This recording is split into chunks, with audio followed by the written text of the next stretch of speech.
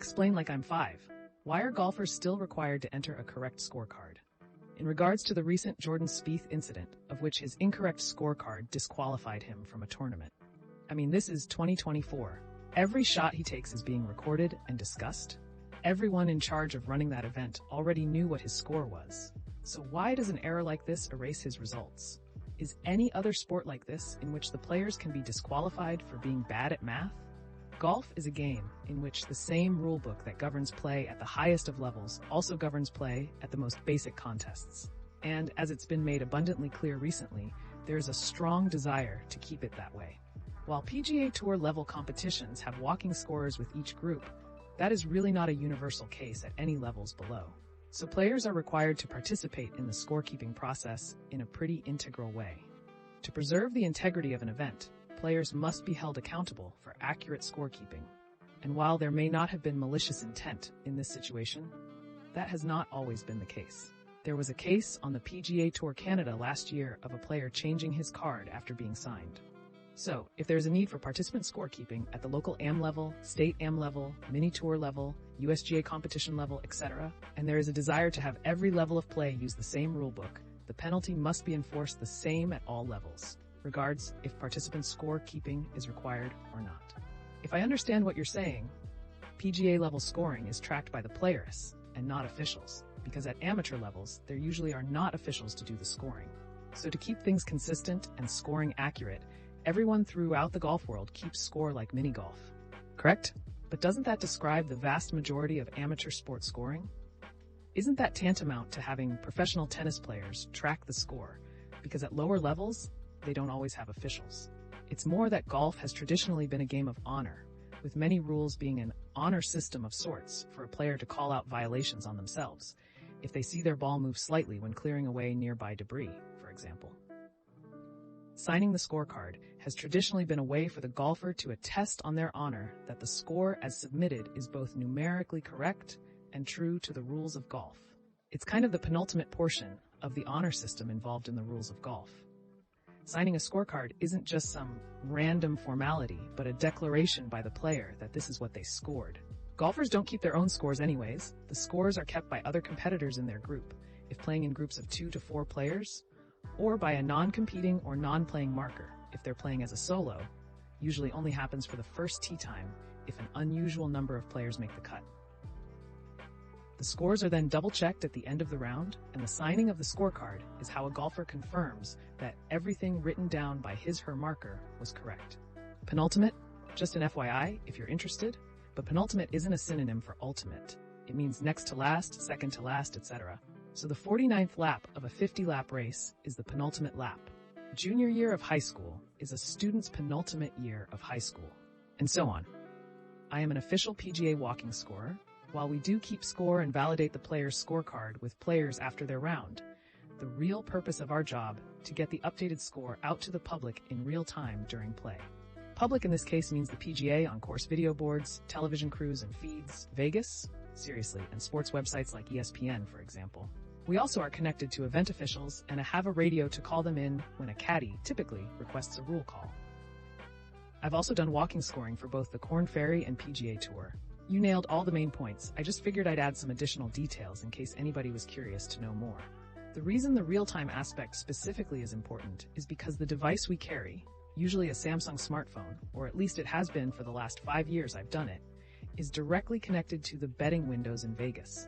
When you press the button saying that the player has addressed the ball, the betting window for wagers on that particular shot closes. But besides that, it's mostly just keeping the score up to date for TV. It's how they make the graphics showing that it's a player's 4th shot on a hole, for example, and showing what their current score is. It is explicitly not the official score for the player, and this is stressed many times in the trainings usually, because the scorecard they sign is the official one. You will, however, have issues if your score doesn't match the actual correct and official one. On the PGA Tour, if you have to radio in a score or shot correction twice or more in total for the Thursday-Friday rounds, you score, then you are considered ineligible to go out and score for groups on the weekend rounds. Because ShotLink also tracks exactly when a shot is hit, you are also scored based on how accurate your timing inputs are for marking a shot as hit. And if you aren't within a tight timing window, IURC, it must be a 5-second or less average error, you will be similarly ineligible to score on the weekends. Speaking of radios, the other important function you perform on the course is that you're the one person in the group with the players that will always have a radio. If the water coolers on a tee box need refilled, you will call it in so they can be refilled. If a rules question comes up, you'll call in with the player and the specific course location, such as 14T or 6 green, to get a rules official. If the round is delayed due to inclement weather and/or the course is evacuated, you are the person who receives and relays evacuation plans to the players. Happens at least once or twice a year for lightning at one particular KFT event I do each year. Probably the weirdest radio call I've had to make was to warn tournament officials that there was an aggressive snapping turtle going after players on a semi-island green that I was currently holding, and I needed to know what to do with it, since it kept going after players and spectators whenever I set it back down again. Explain like I'm 5. Watching Everest documentaries, why is amputation the only cure for severe frostbite? I would think the body would heal when it gets warm, or medical technology is advanced enough to allow some healing. You can't heal what's dead. If frostbite is severe enough, it will kill the affected area. If you don't amputate, it will rot on the body, and you'll end up with a deadly infection from the toxins. This is known as gangrene. When water freezes, it expands. When cells freeze, the water inside them expands and ruptures the cells, killing them. Ruptured cell walls, membranes, kill cells.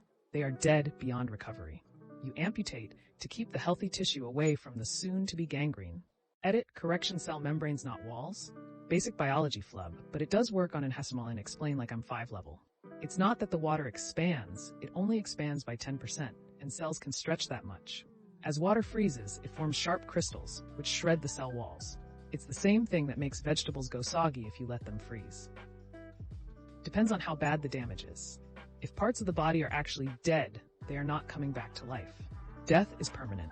In fact, they will begin to rot and release that rotten material into the rest of your body, causing all sorts of health problems as it moves through your body. The best course of action is to chop off the dead material and throw it away, so that can't happen. It sucks, but that's how it is. After this thread and another one I read about Everest, I just know I'll never want to hike it. I like having toes. When things freeze at the temperatures you see on Everest, not cryogenic cold, it creates jagged ice crystals that rupture cell membranes. That's why a frozen cut of meat leaks juices out when you defrost it. The same thing happens to severely frostbitten limbs. Explain Like I'm 5. Why is it recommended you wait 2 to 3 days before working out muscles again, but people in jobs like movers lift heavy things all day, multiple days in a row? The difference is that lifting weights for exercise entails pushing your muscles beyond what they have strengthened to endure. A mover is going to become accustomed to a certain amount of weight. They're not going to lift anything too strenuous. Heavier weights are going to be moved with mechanical assistance, like carts and whatnot. So the mover is not and should never push their body to its limits if they're doing their job at a pace that limits injury. While a lifter is going to constantly push their limits, and that can lead to strain injuries if they push that hard too often. This is a great answer, IMO. Expanding on it a bit, weight training programs are usually designed around your 1 rep max. This is the heaviest weight that you are able to safely do one single time, maximum effort. The weight you can move relative to your 1 rep max, 1 R male, is not linear. For example, let's say your 1 RM for squats is 300 pounds. This doesn't mean that you would only be able to lift 150 pounds twice, or 100 pounds only 3 times. Even though those are equivalent amounts of weight, the difficulty between them is vast. You'd actually find that 150 pounds is super easy for you to do if you have a 300-pound 1 RM, probably like 15 plus repetitions back to back.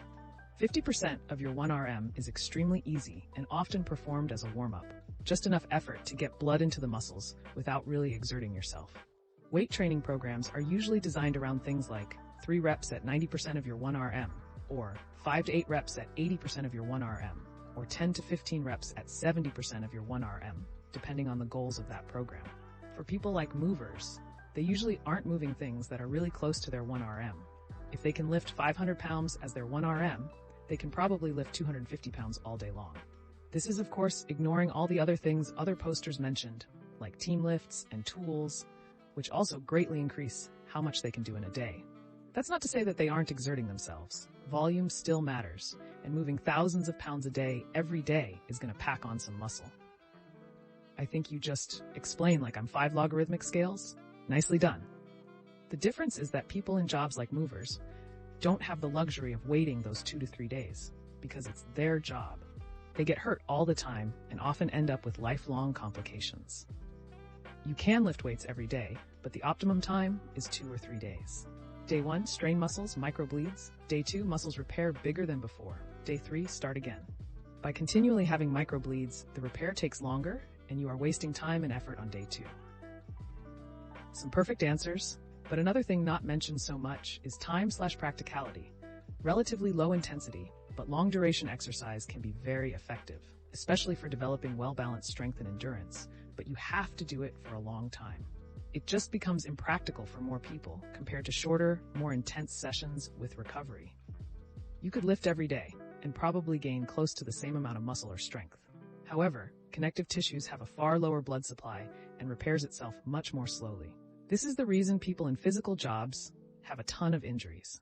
These are generally overuse injuries like tendinitis, cartilage damage, etc., all connective tissue injuries.